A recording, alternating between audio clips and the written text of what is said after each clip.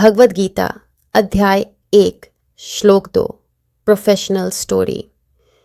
कुरुक्षेत्र की पवित्र भूमि, जहां धर्म और अधर्म के बीच महान युद्ध प्रारंभ होने वाला था, चारों ओर विशाल सेनाएं खड़ी थीं।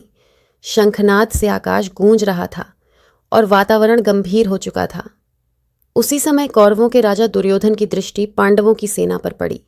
वह सेना अत्यंत सुव्यवस्थित थी, वीर योद्धाओं से सुसज्जित और आत्मविश्वास से परिपूर्ण। यह दृश्य देखकर दुर्योधन के मन में एक गहरी चिंता उत्पन्न हुई। लेकिन एक सच्चा राजा अपने भावों को नियंत्रित करना जानता है। वह तुरंत अपने पूज्य गुरु द्रोणाचार्य के पास पहुंचे।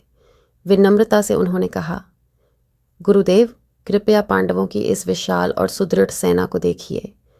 उनके शब्दों में आदर था, लेकिन उनके भीतर एक रणनीतिक सोच भी चल रही थी।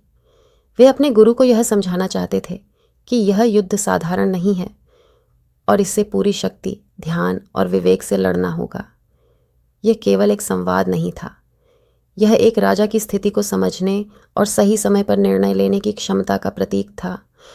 और यहीं से महाभारत के महान युद्ध की भूमिका और स्पष्ट हो जाती है।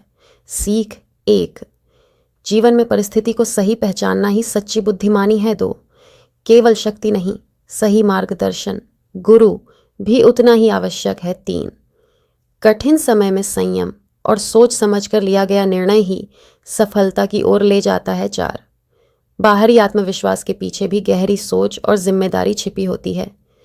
जब परिस्थिति कठिन हो तो घबराना नहीं, बल्कि समझदारी से सही निर्णय लेना ही सच्ची विजय की शुरुआत होती है।